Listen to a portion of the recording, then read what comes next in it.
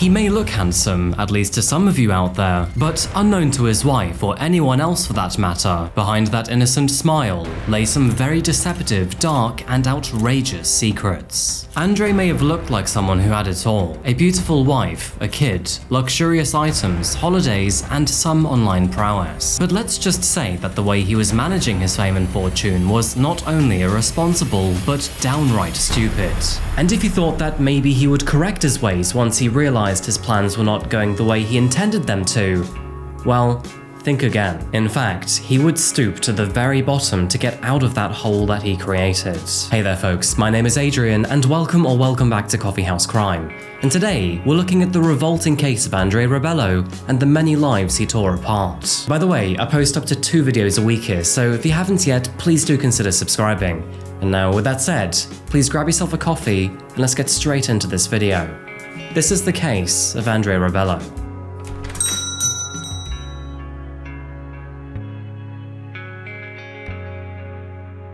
It was on May the 25th, 2020 that the Rebello family, found in Perth, Australia, received some very unwelcome news. To set the scene here, the family consisted of 58-year-old Colleen Rebello and her 4 adult children, Monique, Fabian, Julian, and Andre. And although 2 of her children had already flown the nest, her youngest son, Fabian, and daughter Monique still lived at home. Just like his sister Monique, Fabian was out of the house for most of the morning and the early afternoon, doing his shift at the local supermarket. Now, usually, his mother would not only drop him off at work, but also pick him up.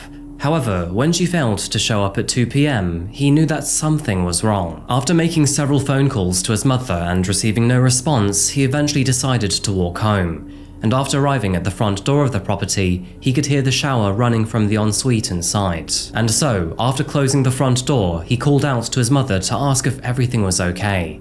Yet, still, he received no answer. After approaching the bathroom door, he did what all of us would do and gave it a good knock. However, he was still met with silence, and so he made the uncomfortable decision to walk inside. And what he found was a scenario that all of us would dread. His mother was slumped and motionless in the shower, and no doubt, Fabian called the emergency services immediately. He tried his best to perform CPR on the bathroom floor, but sadly, it was to no use. Colleen Rebello was officially dead. The emergency services arrived shortly after, and after attempting to resuscitate her, they confirmed that she had passed away, leaving behind her beloved children and friends and newfound colleagues. Although her death initially seemed to be of natural causes, several strange signs emerged in the following weeks and then months. And let's just say that things were not as they appeared. But before we dive into the how or why of this story, let's first take a look at the who, because we have yet to adequately discuss the main characters of this case. Colleen was a wonderful mother, described as a caring woman who would do anything for her children. Following an acrimonious divorce from their father, she had been a single parent for much of the children's lives. However, that didn't stop her going through university to create a more fulfilling life in the future. She began a new job with the health department only 2 weeks before her death, having worked in nightclubs and cafes for several years before. You could say that, academically speaking, she had only just reached her pinnacle, and she was now ready to reap the rewards and was both proud and excited about it. To add to her intelligence, Colleen was also very conscious about her own health. This was particularly because she had to deal with Hashimoto's disease, which is an autoimmune condition that affects the thyroid gland. This is quite a horrible disease to deal with, but otherwise, she was happy and healthy and was generally considered to be a fitness fanatic. So, do you remember I said Colleen had 4 children? Well, we've already met her youngest, which of course is 19-year-old Fabian. He is quite the gentle soul and was working at the local supermarket at the time his mother met her unfortunate end. Next up is her eldest son, Julian, who, at the time, was no longer living in the Perth area. Unfortunately, there isn't much information on him, but what we do know is that he was living far away when all of this went down. Her only daughter, Monique, was usually a similar story to Julian, but at the time had temporarily moved back into the family home while she trained to become a paramedic. And just like Fabian, she had seen her mother on the morning that she had died, where she described her mother as appearing to be totally fine. Last but not least was her son, Andre. And Andre, well, he was in a rather unique situation. It is probably best that we introduce him along with his ex-partner Gracie, as unfortunately, she did find herself tied up in this story. And so, on that note, where exactly do I begin? Gracie Piscopo and Andre Rebello were a well-known influencer couple who were only living a few miles away from his mother in Perth, Australia. Gracie was, and by the way still is, a well-known social media influencer and model. Not simply your model wannabe type, but one with an actual significant following. Her Instagram boasts more than 1 million followers, where she posts modeling photos and many brand sponsorships. Meanwhile, her YouTube channel has over 300,000 subscribers. Andre Rebello, on the other hand, was involved in cryptocurrency trading and, well, pretty much nothing else. It is quite obvious that he liked to see himself as some kind of crypto mastermind, one who could predict market volatility and then easily earn 6 figures through it. However, the harsh reality here is that he was actually terrible with it. In fact, he was so awful that he was well into the red and never into the green. More on that later. Andre and Gracie initially got to know each other through her ex-boyfriend, and then later on would both join Instagram, where they then began to send messages directly. By 2015, the two were officially a couple, and then fast forward 5 years later to the year 2020, and the two were married, living in Beaconsfield, and had a child together. This might be a rather obvious thing to mention here, but Gracie was the real breadwinner between the two. Meanwhile, Andre tried to help her with her business while also playing crypto bro in his spare time. With so much of their lives shared online, you can easily see the type of lifestyle that they tried to uphold. A self-made home tour, which was taken in April of 2020, shows grand fireplace wall features, huge sofas, opulent decorations, and a white Range Rover Evoque. To add to the typical kind of content that Gracie would make on Instagram, they would also create videos like food mukbangs, vlogs, and adventures away. You can also see through these videos and pictures that Gracie really was the main star of the show here, with her son Romeo just behind.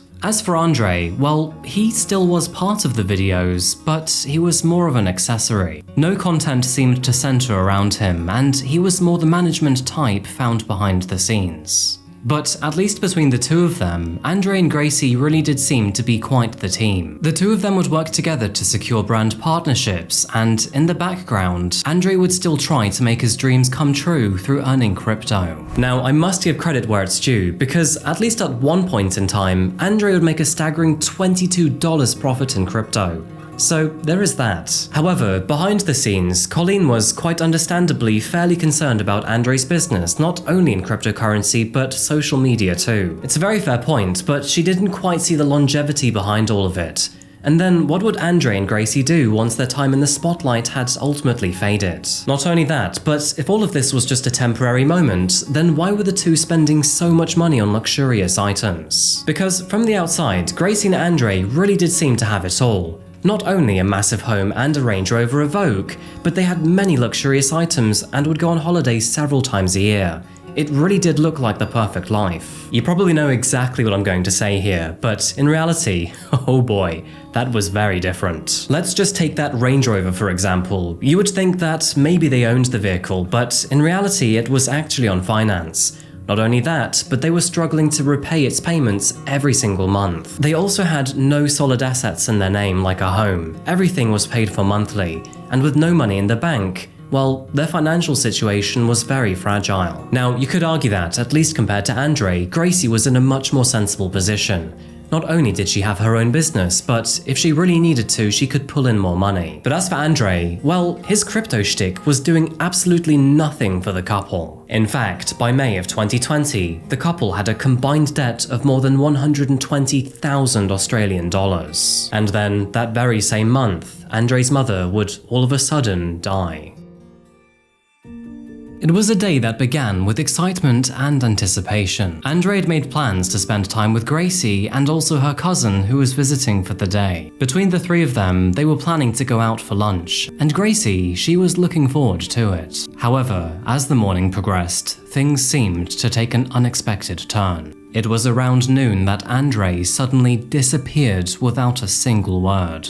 No warning, no sign, nothing. He was simply gone. Initially confused, Gracie tried to brush off her concerns, thinking that maybe he might have only stepped out for a short while. But as the minutes turned into hours, her worry grew. She tried to message and then call him, but unfortunately, that was to no avail. Wherever the hell he decided to go, Andre was nowhere to be found, and he had also gone radio silent. Between 11:10 and 11:25 a.m., Gracie's anxiety clearly turned into frustration. It was in the span of about 15 minutes that she made a total of 12 calls to her husband. By 11:16, her frustration was clearly boiling over. That is when she sent him a series of text messages. The first one reading, "Answer your phone, where are you?" As the minutes ticked by, but still with no response, her messages became more frantic. "Do you not have a phone? What is wrong with you?" Now, maybe Gracie was a little impatient here, but Andre, well, he still failed to message his wife. That is when she messaged him saying, "Answer for fuck's sake," before then finally saying, "I'm fuming at you. I'm so angry." The hours dragged on and Gracie was clearly furious. She simply couldn't understand why Andre would disappear without a trace and leave her and her cousin waiting. And then, all of a sudden, at around 2 p.m, Andre returned home as if nothing had happened. He walked inside the home casually with a nonchalant expression, before asking the two where they would like to go for lunch. Gracie was absolutely stunned by this. I mean, how could he act so normally after all of that?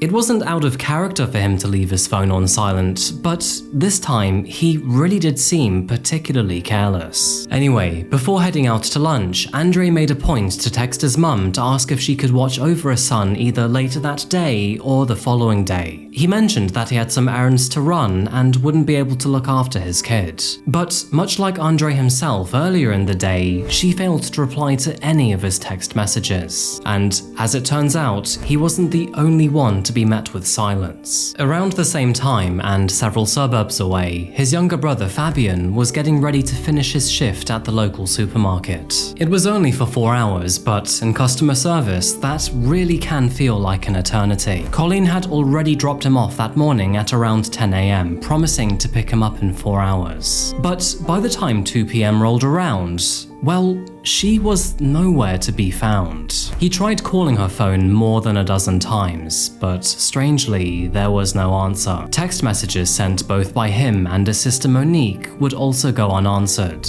and that is when the two of them knew that something was wrong. On that note, Fabian hurried home with his heart heavy with worry, and upon arriving at the property, he would realize the sheer weight of the situation. He entered the house to hear the shower running from her ensuite bathroom. And, well, you already know how this story ends. Colleen was found dead in her home on May the 25th, 2020, and although her death was sudden and definitely unexpected, it was not treated as suspicious. As you can imagine, the Rebello family were absolutely devastated by the news of their mother's death.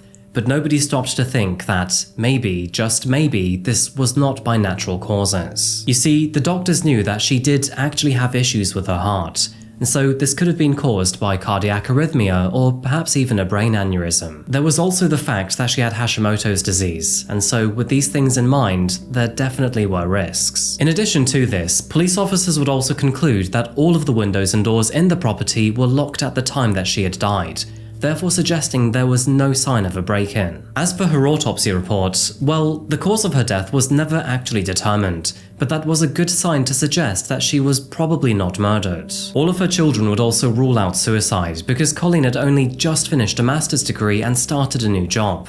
She was very happy and with no signs of depression, and so, as much as a tragedy that her death was, everyone believed that it was natural. But that is when Julian began to notice that something was off with his brother, Andre. He seemed to be acting quite strange around the time of his mother's death, and that would only seem to worsen over time. It all began when Julian decided to stay in Perth for a couple of months after his mother's death in order to sort out her affairs. During this time, he would look through her records to establish her financial position and then settle her accounts. The first clue appeared when he realized that her driver's license was missing. Asking his brothers and sisters where her ID could have gone, Andre confirmed that he had actually taken it and had even taken the initiative to sort out their mother's affairs. Julian was rather surprised by this, because not only was this out of character for Andre, but Julian was supposed to be the executor. Well, one thing led to the next, and by the end of the day, he had learned that Colleen actually had several life insurance policies under her name. But the strange thing here is that not only did he not have any of the details, but this was also the first time he had ever heard about these policies. Unknown to any of the other siblings at the time, but only 2 weeks before Colleen's death, Andre had actually taken out not 1 or 2, but 3 life insurance policies on his mother. Now, there is nothing wrong in taking initiative, but it was quite strange that he didn't do this for himself, his wife, his child, or his brothers or sister, but only solely his mother. These life insurance policies alone totaled more than $1 million. And the timing, well, it did seem incredibly suspicious. Not only that, but all of Colleen's mail now seemed to be redirected to Andre's house when nobody else had requested that. And Monique and Fabian were still living at the property anyway, so why the redirection? In addition to this, although the coroner's office had initially been assigned to contact Julian, all of the phone calls would now seemingly go straight to Andre instead.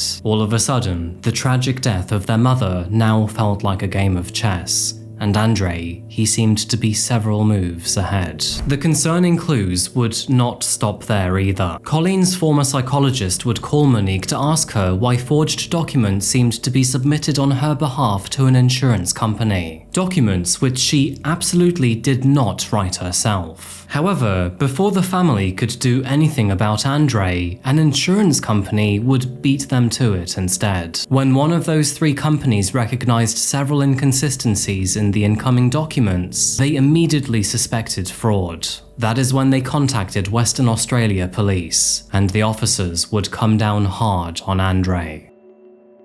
And so, 5 months after their mother's death, all 4 of those siblings were then asked to be interviewed by police officers. And meanwhile, police obtained search warrants not only for Colleen's home, but also Gracie's and Andre's. By the evening of that very same day, the police were very confident with their findings. So confident, in fact, that they arrested Andre on charges of fraud. Detectives learned that not only had he forged fake copies of her medical certificate, but her last will and testament and the coroner's report too. And on top of all of that, Andre had made himself the sole beneficiary of his mother's entire estate, meaning that all of her money and possessions would go to him and not his brothers or sister. Not only was this an absolutely disgusting thing to do, but it devastated Monique, Fabian, and Julian.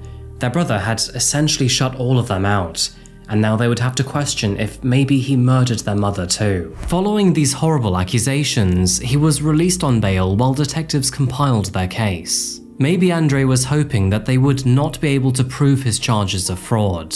However, it turns out that they would find a lot more instead. Before we continue, it is worth mentioning here that Gracie was not part of these fraud allegations and had nothing to do with this. And unfortunately, we know this to be true because detectives bugged their home. After a warrant request to search their home was officially granted, surveillance teams would install a listening device in Gracie's bedroom and a camera in their living room. From this moment onwards, these devices would be monitored around the clock by officers between September the 9th and December the 7th. And although they would find a bunch of confessions of fraud from Andre himself, it became quite clear that Gracie was clueless. In these recordings, she could be heard saying, "What have you done? You've put us into so much shit. Like, why would you do that? And that is such a stupid thing to do." She would also express her own concerns about being a single mother before asking, "How do you even do insurance fraud? And what were you gonna do? Run?" Andre responded with, "I didn't think this would happen, but I won't go to jail. I will get my money and then leave the country before I go to jail." It is also worth noting here that Andre continued with his life over the next 2 years as if nothing had happened. I mean, not only was he still with his girlfriend, but the two would continue to make vlogs and videos. But little did he know that the clock was actually ticking, and eventually he would eat his own words about jail. Because in November of 2022, and following a scrutinous investigation conducted by detectives, Andre Rebello was officially arrested and charged with the murder of his mother. The prosecution's story here was quite simple. Andre and Gracie portrayed a glamorous lifestyle on social media, which was partially funded by brand deals and sponsorships, but also came with many credit cards and personal loans. And while Gracie had the means to make her own kind of money, Andre had lied to her about his crypto business. He had already told her that he was making plenty of money through crypto assets, and that although it was all locked up temporarily, there would be plenty of money to come in the future. But the grim reality is that Andre had absolutely nothing. Squat. The court was shown that at the time Colleen died, Andre and Gracie had a combined debt of $121,000. Not only that, but they had no assets and almost no money in their savings accounts. Although the pressure that Andre must have felt would have been enormous, it was certainly self-generated. He lied to Gracie about his income, continued to feed into her luxurious lifestyle, and now, as a father and husband to a powerful woman, felt like he had to prove his worth to her. All of this is why he would take out multiple life insurance policies on his own mother, change himself to be the sole beneficiary, and then murder her in cold blood. And if he were to be successful in this terrible scheme, then maybe he could frame some of the incoming money as crypto earnings, therefore falsely confirming himself as a successful cryptocurrency king. Unfortunately, with so much time passing between Colleen's death and then the police treating this as a homicide investigation, they were not able to obtain any surveillance footage from the area. But what they did have was a very clean paper trail between Andre and multiple insurance companies, with one of them being very suspicious from basically the beginning. It seemed that every time the insurance company put a roadblock down against Andre, he would find some way around it, usually with a fake or forged certificate. Of course, that meaning that he was basically incriminating himself every single step along the way. Like I said before, this included a fake will and testament, a fake medical report, and a fake coroner's report. Not only that, but he would use AI to create a fake voice message from her psychologist too. Andre told the court that his mother was quite concerned about reaching the age of 60, and so she wanted to have life insurance policies to protect her children and grandchildren in the future. But the prosecution argued that this doesn't explain why all of those life insurance policies would go straight to Andre and nobody else. I mean, surely you'd want them to be divided between all 4 siblings. Detective Sergeant Jason Hutchinson would tell the court that, while examining Andre's laptop, he found that all internet activity between December 2019 and July 2020 had been deleted. However, Andre would fail to delete Google searches after his mother's death, searches which included coroner's aneurysm causes, Word document assist, and inquest. Digital forensic analysis would also reveal that Andre's cell phone had pinged the cell towers near his mother's home at the time that she was suspected to have died. This suggests that he must have been in the immediate area when she passed away. To add to this, witnesses would also claim to have seen a white Land Rover Evoque outside of the property at around 1:30 p.m, which, as we know, matches the exact description to Andre's vehicle. So, the confirmed facts are as follows. Colleen dropped her son off at 10 a.m. at the local supermarket, but by the time 2 p.m. rolled around, she failed to pick him up. This creates a 4-hour window for when she could have died, and there are plenty of clues and signs to indicate that Andre was with her during this time. This is proven by Gracie's testament and call records, his mobile phone pinging off several cell towers in the area at the time, and his Range Rover Evoque being spotted outside of the property. All of this happened only 1 week after taking out multiple life insurance policies in her name. Life insurance policies that he made himself the sole beneficiary of, and would then create fake documents for. Now, the prosecution may not have any solid evidence against Andre, such as a video of him killing his mother, but as far as circumstantial evidence goes, I would say this was pretty much a slam dunk. The prosecution also claimed that although Andre had staged her death to make it look natural and had acted carefully, he would go on to make several mistakes that would in turn reveal the actual truth. For example, police photos of Colleen's body showed her lying outside of the shower, still wearing makeup and even jewelry, which included a gold watch. She wasn't the type of person to just go in the shower with these things on, so it really didn't make any sense. To add to that, she still had her hair tied up, and the bath mat that she would usually use while in the shower was still draped over the bath. So in essence, Andre had staged the scene quite terribly, which, to be honest, I'm not that surprised about really. I mean, you can tell he's just a giant himbo. No surprise, but Andre would deny all of these murder charges. However, he would admit to taking out 3 life insurance policies in Colleen's name and then forging documents to access one of them. His defense team would suggest various potential causes of death, this including cardiac arrhythmia or even a brain aneurysm. However, the coroner's inability to determine the exact cause of her death would add complexity to this case, therefore making it heavily reliant on circumstantial evidence. But with the possibility of a life sentence looming over Andre if he were to be found guilty, the atmosphere in the courtroom was understandably tense. I think this goes for most of my stories, but the stakes really were high here, and everyone awaited the jury's decision with bated breath. Deliberations began on December 3rd, 2024, and only 2 days later, the jury returned with a unanimous verdict. Andre Rebello was officially found to be guilty of murdering his mother. As a result, he is likely to receive life in prison without the possibility of parole. His father, Antonio, who attended the trial, was clearly saddened by the news. This was a much stronger response than Andre himself, who gave almost no emotion when the verdict was read out. And with his trial now finally done and over with, he will be sentenced next year in April of 2025.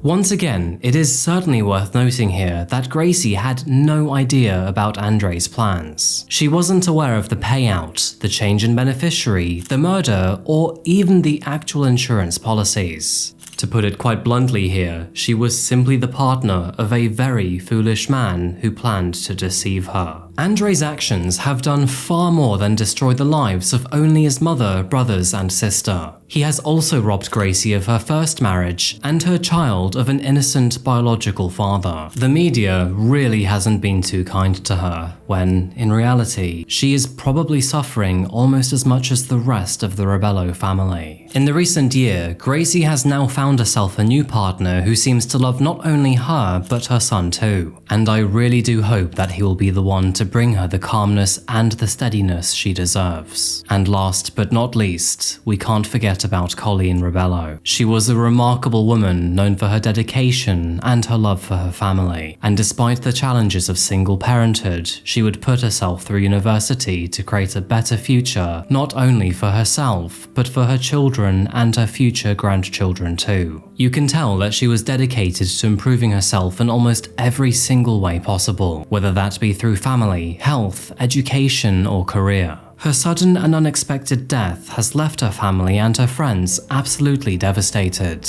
but her legacy as a loving mother and a dedicated professional will continue to be remembered by all of those who cherish her. All I can really say about this case, and Andre in particular, is what a bloody moron. By the way folks, this is just another example of how different influencers actually are in reality compared to what they portray online. So, the next time you unfairly compare yourself, please do remember that. I mean, in reality, the chances are you are probably much happier than they are. Although this entire case was basically centered around circumstantial evidence, it was quite strong and thick. Do you think it was enough? Do you think that Andre did murder his mother? And do you think that the evidence that we have seen is enough to convict him? As always, please share your thoughts in the comment section down below. Anyway folks, I think that's the end of the video for me today. Thank you so much for watching, and as always, I'll see you again very soon for another one. Until that moment arrives though, remember to look after yourself, look after each other, and as always, stay safe. Thank you, and goodbye.